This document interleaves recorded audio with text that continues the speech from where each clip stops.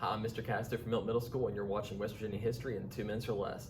Today we're going to be talking about Blennerhassett Island. Long before it was a state park, it was an island that was inhabited by Harman and Margaret Blennerhassett.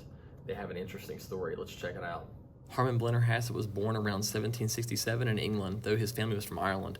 Harman attended Trinity College and became a lawyer, and he inherited a vast fortune, including over $100,000 when his dad died. In 1792, he joined the Society of United Irishmen that planned to overthrow English rule in Ireland, and he married Margaret Agnew, who was his niece the following year.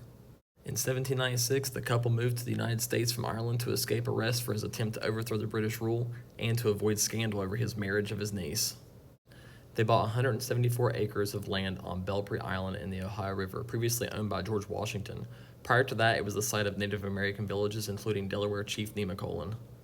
They lived in a regular-sized brick house for a few years before building a mansion that they are known for today. The new mansion was considered by many to be the nicest home in the West. Nicknamed Eden, it took 2.5 years and about half of their money. The house consisted of 8,200 square feet with expensive furniture, paintings, and other possessions. They hosted many fancy parties with many wealthy and famous people. Harman spent his time conducting science experiments, collecting books for his library, and was always wanting their farm to be as productive as possible. Besides this island, they also had land and slaves in the south. They had 2 sons on the island, Dominic and Harman, and a daughter, Margaret, that died as an infant. In 1805, the Blennerhassetts allowed former Vice President Aaron Burr to use their island as a base of operations. Burr had fallen into disgrace after killing one of the founding fathers, Alexander Hamilton, in a duel. Burr wanted to make a new name for himself by leading a military excursion into the Southwest to create his own empire. His supporters defended that he was merely trying to settle the western lands. Burr needed a lot of help for his plans, so he recruited Harman to be one of his financial supporters. Harman spent almost all of his money having boats built for the expedition.